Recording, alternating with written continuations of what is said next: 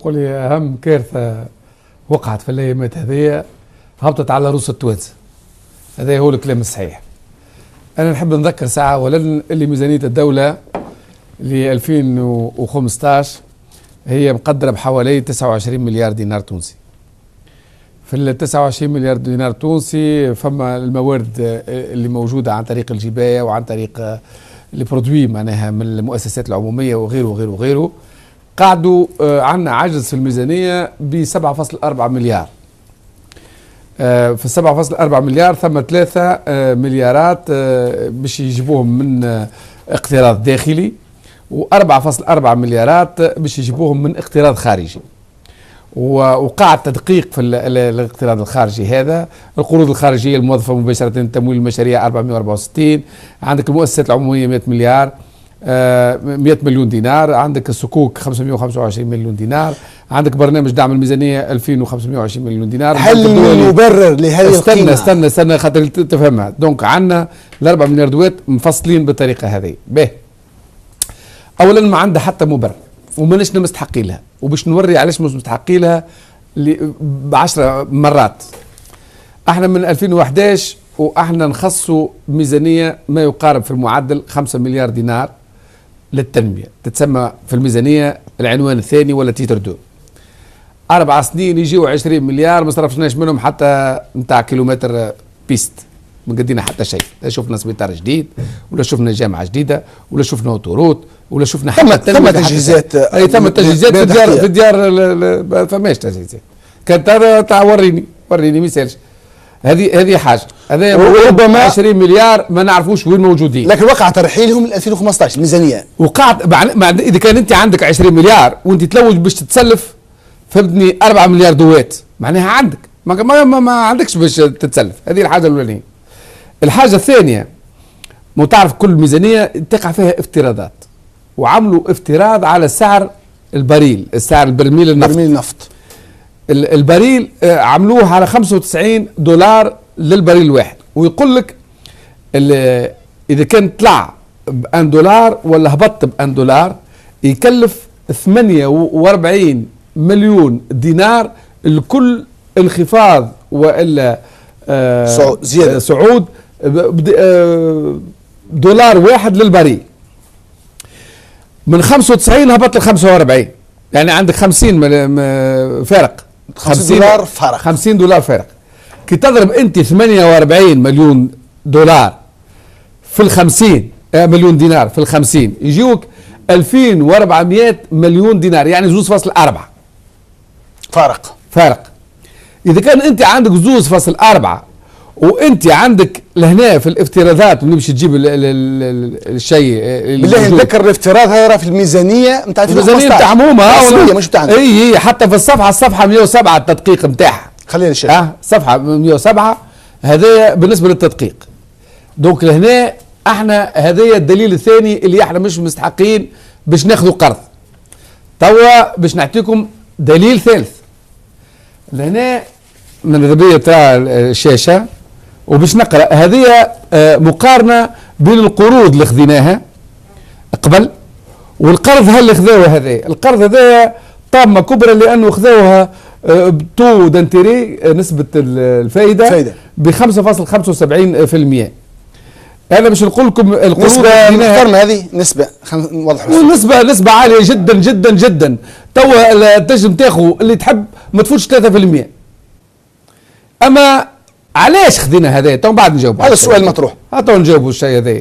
نحب نقول اللي خذينا نص مليار دولار في افريل 2012 بنسبة فائدة 2.5 على 5 سنين، وخذينا قريب النص مليون دولار 485 مليون معناها دينار على 7 سنين بنسبة فائدة 1.68، وخذينا 22 مليار و400 ين في 2013 على 10 سنين بنسبة فايدة 2.04. لكن هذا قرض رقاعي المشاهد يقول لك عنده على فترة 25 سنة تقريبا. يا سيد الكريم، لا 25 ولا 20، استنى 2 سكوند بركة. يعني كي نخزر أنا لهنا أكثر نسبة فايدة خذيناها من عند الولايات المتحدة عن طريق الكريدي القطري 2.5. باهي كي نجيو ل 2.5 ونوصلوا ل 5.75. ال 5.75 هذه عباره على 14% بالنسبه للتوانسه، وباش نفسر لك علاش. احنا العمله نتاعنا تتيح قدام العمله الصعبه بمعدل 5% كل عام. تبع انت الدولار كيفاش يتيح كل عام، سعر صرف تو تلقى دينار كل عام هو يتكب سعده مينيموم 5%. باهي كي انت الدولار الفائده نتاعو انت باش تاخذ 5.75%، نحسبوا ما ثماش فايده. انت مثلا اخذيت $1 باش يجيبوا 2000، باش ترجع العام الجاي 2010. اذا كان باش تزيد تضربها انت في 1.075 باش تلقى روحك في 13%. معناها هذه النسبة كي باش تزيدها وتزيدها يولي اريتميتيك، معناها عمال يتفاقم الطو، لانه عمال العملة نتاعنا تطيح وعمال الطو دانتيري يطلع، لانه ثم عامل ضرب بين الطو دو ديغريسيون دو دينار، معناها نزول العمله التونسيه، ومع العامل هذا اللي هو موجود في الكونترا هذا البري، معناها القرض الرقاعي هذا توا الحاجه الثالثه اللي ما كناش موافقين يعني في الشيء هذا. هو تاكيد كلامك دكتور عباسط، 2 مليارات اللي خذيناهم هذوما بدون الدخول في سعر صرف الدينار يكلفونا كنسبة فايدة 120 مليار في عام فقط. اي 2016 هذا حسابيا. اي هذا الكل كي نجيو نشوفوا احنا وقت اللي هما عملوا التقديرات نتاعهم كان المطلوب انه باش نتسلفوا قريب $500 مليار.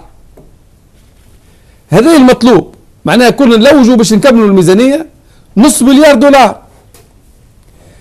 يجي وقت اللي يجي باش ياخو معناها القرض تكبر كرشه ويولي $1 مليار، خاطر حتى واحد ما يراقب فيهم الناس هذوما فوق القانون. نزيدوا اكثر من هذايا. العباد هذه اللي استانست يتعداوا على القانون ويرفسوا الدستور، يمشي يصير وزير الماليه منه يعمل هو الحاجيات نتاعو يخرجها في الواد فينانس قانون الماليه ويقول انا حاجتي بكذا كذا. ما يقول لك تعدى للكاس، والكاس شكون؟ هو محافظ البنك المركزي والبنك المركزي، والكاس يقول لك عندي ولا ما عنديش. يتعدى سخين هذا ويعفس الكاسييه اللي هو محافظ البنك المركزي ويعمل كل شيء حكي وحريري. بالنسبه لي انا الترجمه نتاع هذايا هي اقاله محافظ البنك المركزي والنائب نتاعو. عمليا خلينا نوضح للساده المشاهدين، عمليا ثم سامحني، ثم الدور نتاع وزير الماليه يتمثل شنو؟ انه يحدد الميزانيه وحاجيات البلاد من الدين العمومي، والمحافظ البنك المركزي هو الاكزيكتيف، هو اللي يستجيب الوزير الماليه ويتنقل للسوق وينفذ الواحد، كل واحد دوره. ما وقع في المده الاخيره انه السيد محافظ البنك المركزي اعطوه نودر يشد بلاصته ما يتخرجش، والوحيد اللي تنقله انا اعتقد هذه سابقه مقعدش انه وزير الماليه هو اللي يحدد وهو اللي ينفذ، وهذا مشكله كبيره في موضوع الشفافيه اللي مش. انا مازلت ما كملتش. تعمل مزاي، اعطيني على الاقل دقيقه اخرى. انا عجبتني المقدمه نتاعك تونس التوافق. انا باش نزيدها كلمتين في تونس التوافق. تونس التوافق التسريع في بيع البلاد عبر اغراقها بالديون اللا مشروعه ولا مستحق، وتونس ما تستحقهاش وما حشناش بها. هذه الاولانيه. وثانيا تونس التوافق تجازي الخونه والعملاء وتعاقب الشرفاء والوطنيين. نحاول المره اللي فاتت انا ما نجمش نتكلم، كان بحثنا الدكتور بن اسماعيل والحمد لله اليوم غايب، ومجروح تحيه بالمناسبه.